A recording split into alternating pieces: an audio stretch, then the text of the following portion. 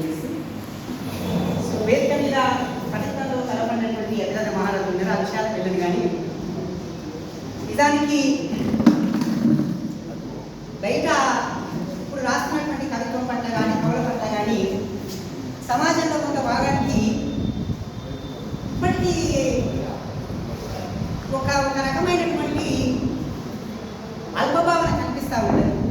కవిత్వం అంటే అదేంటో సరదా కోసం రాసేదను, లేదా ఏ వ్యాపకం లేకపోతే తమ సమయాన్ని ఎట్లా సద్వినియోగం చేసుకోవాలో తెలియక రాసేటువంటి ఒక ప్రక్రియ అనేటువంటి భావన అక్కడక్కడ మనం వినిపిస్తూ ఉంటుంది.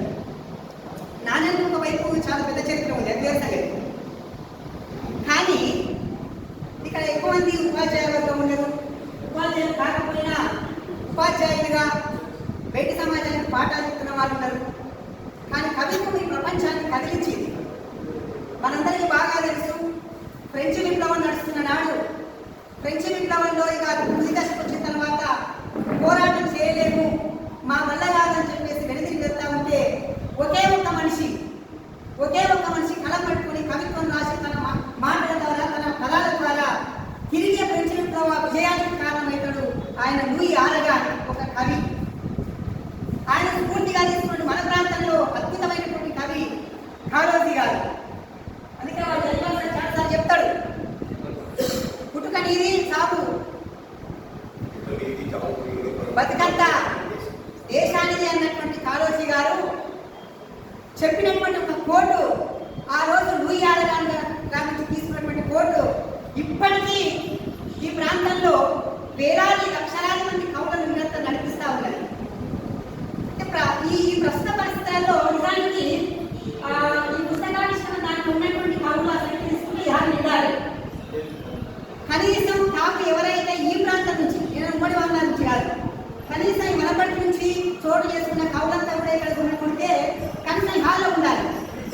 కానీ ఇందాక సార్ అన్నట్టుగా ఈ మార్కెటీకరణ కానీ లేదా ఈ గ్లోబలైజేషన్లో మనమంతా కూడా మనుషులను కలుసుకునేటువంటి పరిస్థితి తగ్గిపోయి ఈ కవిత్వము రాతలు ఇవన్నీ కూడా ఏదో కాలం చేయని అంశాలుగా మారిపోతా ఉన్నాయి. నిజానికి చాలా ఆశ్చర్యం అనిపిస్తుంది మనకు. ఒకవైపేమో ఒక భావజాలం చాలా సీరియస్గా వస్తున్నప్పుడు దాని కౌంటర్ భావజాలం రావట్లేదు అంటే కౌంటర్ భావజాలం చేయాల్సినటువంటి వ్యక్తుల సమూహము కొత్త రిక్రూట్మెంట్ జరగట్లేదు. సరే, మావోయిజం అందరికీ ఏం కదా, టెక్నాలజీ పెరిగిందంటే మావోయిజం అభివృద్ధి చెందడానికి ఆస్కారం చాలా తక్కువగా ఉంటుంది. కానీ సాహిత్యం అభివృద్ధి చెందడానికి టెక్నాలజీ గొప్ప ఊపిరివ్వాలి కదా. మన చేతిలో మొబైల్ ఉంది. నిజంగా ఈరోజు గతంలో అయితే నిన్న మొన్న కాక ఇక్కడ పాట పాడిన ఇంట్లో కూడా నాకు పాట క్షణాలలో రీచ్ అవుతా ఉన్నది. అంటే ఉన్నటువంటి ఆధునిక టెక్నాలజీని మన కవిత్వంలో కానీ మన సాహిత్యంలో కానీ మన రచనలో కానీ ఇంకా వేగవంతంగా వెళ్ళి కొత్త రిక్రూట్మెంట్ చేసినటువంటి ప్రయత్నం చేయకపోతే, రచన వేగం కాకపోతే, పాట పెరగకపోతే, కవిత్వం రాకపోతే అది ఏ రకమైన ప్రక్రియ కావచ్చు, అది కథ కావచ్చు, పాట కావచ్చు, మాట కావచ్చు, కవిత కావచ్చు, ఇంకే రకమైన ప్రక్రియ అయినా సరే రాకపోతే రాబోయే రోజులలో మనం నివసించిన కాలంలో ఉండేటువంటి సామాజిక, ఆర్థిక, రాజకీయ, సాంస్కృతిక పరిస్థితి ఏమిటో భవిష్యత్ తరాలకు తెలిసే అవకాశమే ఉండదు. అందుకే రోజు మనం రాసుకునే డైరీ కూడా చరిత్ర అవుతుంది. మనం నివసించిన కాలంలో మనం రాసుకునేటువంటి డైరీ చరిత్రగా రాబోయే తరాలకు వెళ్తుంది. ఉదాహరణకి ఇక్కడ మన ఇందాక వైరో శాంసార్ బయట పోయినట్టున్నారు. టీచర్స్ మనందరూ ఒక అవకాశాన్ని క్రియేట్ చేసుకోవాలి. సాహిత్యం రాయడానికి ప్రత్యేకమైన దినము లేకపోతే ప్రత్యేకమైన అవసరం లేదు. ఉదాహరణకు మన తెలంగాణ భాష దినోత్సవం జరిగింది, కాళోజీ గారు జయంతున్నది.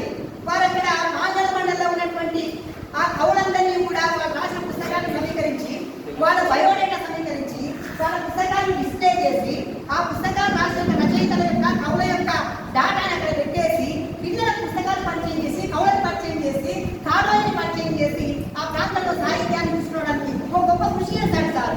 ఉపాధ్యాయులుగా ఆ రకమైన ప్రయత్నం మనం చేయకపోతే మనం గొప్ప గౌరవం అయి ఉంటాం, మనం బాగా రాస్తాం, బాగా పాడతాం, బాగా మాట్లాడతాం. కానీ మన కళ మన నెక్స్ట్ తరాలకు అందకపోతే, కొత్త జనరేషన్ దాన్ని తీసుకురాకపోతే రాబోయే కాలంలో కిరణ్ మిగిలిపోతాడు, సార్ మిగిలిపోతాడు. కాబట్టి ఈ రకమైన ప్రక్రియ చాలా మంచి ప్రక్రియ. ఈరోజు ఒక 250 మంది ఇందాక సార్ పోటీ చేసినట్టు ఆనాడు 350 మందితో కోరుకుండా కౌడ సంచికి వచ్చింది. కానీ ఈరోజు 250 మందితో ఈ ప్రాంతంలో రావడం ఒక మంచి పరిణామం.